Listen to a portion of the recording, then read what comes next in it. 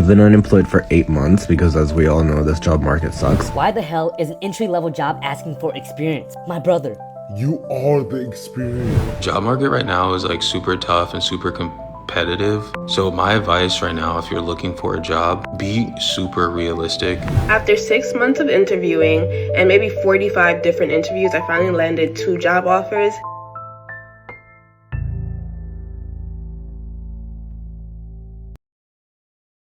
You ever notice how the job market in 2025 feels like a giant escape room? Except nobody escapes, and HR keeps telling you to just stay positive? People are graduating, applying, interviewing, manifesting, sacrificing sleep, sacrificing sanity, and still ending up stuck at home like it's a side quest they didn't ask for. The wild part is, you're not alone. There are entire comment sections full of people all quietly screaming into the void because the system is so cooked, even LinkedIn can't gaslight them anymore. All right, let's just get right into the first video. I've been unemployed for 8 months because, as we all know, this job market sucks. But last week I finally got a job. Yay, you would think. And yet here we are, Monday at 8:06 a.m. and I have to actually start the job now. What? It's actually scary how many people are in this exact position, having graduated in a previous year and are still struggling to land a graduate job, graduate scheme, or find their next step after university. On this comment alone, I think there are 80 likes. Like, imagine 80 people in a room. Like, it's insane. I guess to try and get a positive out of the situation is that for most graduate schemes and for most graduate jobs, there's not actually a set time limit on when you can apply for them. And usually people apply for graduate schemes up to 3 years after graduating uni. So if you graduated in 2024 in like the July period, in September 2024, you can apply for schemes starting in 25. In September 25, you can apply for schemes starting in 26. And in 26, you can apply for schemes starting in 27. But I also understand and completely appreciate that whilst you are applying to those schemes, you can't just sit around and do nothing. Like, you've got to make money somehow. But I would highly encourage anyone in this situation to just look at all of your options. So that's applying to entry-level jobs, that's applying to different jobs that are in the corporate world, so just back office jobs or anything that can get you on the ladder to get you experience and pass the time in the meantime will be really important. And then obviously once you do get that grad job offer or you do get that big grad scheme offer, you can take it if you want, or if you feel like you're in a better position now, you can just carry on with how your career is progressing. Frank knew it's all your fault. You're the reason I picked computer science, and now I'm in the most cooked job market of all time. I'm a recent graduate and I've been unemployed for almost over a year. The competition is so crazy right now, and I blame you for everything because you made so many people go into the field that it became oversaturated, and it's literally all your fault. You're being conned right now. These mass layoffs that everyone is saying is because of AI, they're not. What they're doing is they're resetting the job market so that all of you start accepting roles and jobs at salaries that you would have previously laughed at.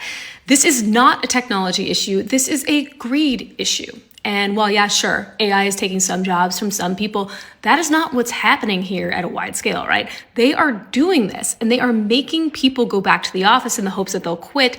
And they're doing it so they cut costs, which is going to help their stock prices go up and their exec pay packages go up. And it's going to signal to investors that they are investing in AI and getting efficient gains and all of that so that they look like they're, on the up and up with AI. And guess what? When they actually need humans again, guess who they're going to call? They're going to call you, but this time they're going to offer you probably maybe half the salary that you had when you left. And you're going to have been unemployed for so long that you're going to take it because you're desperate, okay? So in a world where basically the cost of living is skyrocketing, maybe doubling, you are about to get half of your pay. And that is the future of work that no one's talking about. So now you've got grads applying to schemes years after graduating, people being told to just get any corporate job, companies faking AI panic to slash salaries, and job hunters rewriting their entire identities just to get one interview. Like the job market turned into a dating app where everyone's lying, everyone's desperate. And if you don't tailor your resume like a whole fashion designer, you're not even getting a match. And the worst part? You know you're qualified, but the system still treats you like you entered the wrong classroom. Let's just go right to next video. After 6 months of interviewing and maybe 45 different interviews, I finally landed 2 job offers. And the job market is bad, but God is good, like literally always. Before I would go into an interview, I would ask him to give me confidence. I would ask him to speak through me. And I would also ask him to put any obstacles in my way if this job wasn't for me or if he didn't plan on coming with me to that role. And what that did is it got me very comfortable with rejection. I actually thank God whenever I did get rejected. And of course, it didn't feel good in the slightest way to get rejection, but I know that is redirection. So this is your sign to keep going. Don't let the internet influence you to not apply. If I had stopped after the 10th interview, the 20th interview, the 30th interview, I would have never gotten the opportunity that I have now. And I think way too often people stop right before their breakthrough. Like, pray. So I just clicked on the news and it literally told me the class of 2026 is projected to have the hardest job market of like almost all time, or excuse me, the last 5 years. I'm a little slow. Like apparently layoffs are increasing and companies are replacing entry roles with AI. Dude, like some of my friends that graduated last year still don't have a job. So that means the people that are graduating this year are even more screwed. What is going on? I thought like AI is low-key creating more jobs or more opportunities in different sectors. I don't know. But regardless, I hope something changes soon because this is not really ideal for our people my age, 22 years old, coming fresh out of college. Like what is someone supposed to do when they don't have a job out of college? You go to college to get a job, right? Like, Why the hell is an entry-level job asking for experience? My brother. You are the experience. Like, you go to Wendy's to apply for a job and they're asking for your degree In neuroscience, along with 2 years of experience at McDonald's.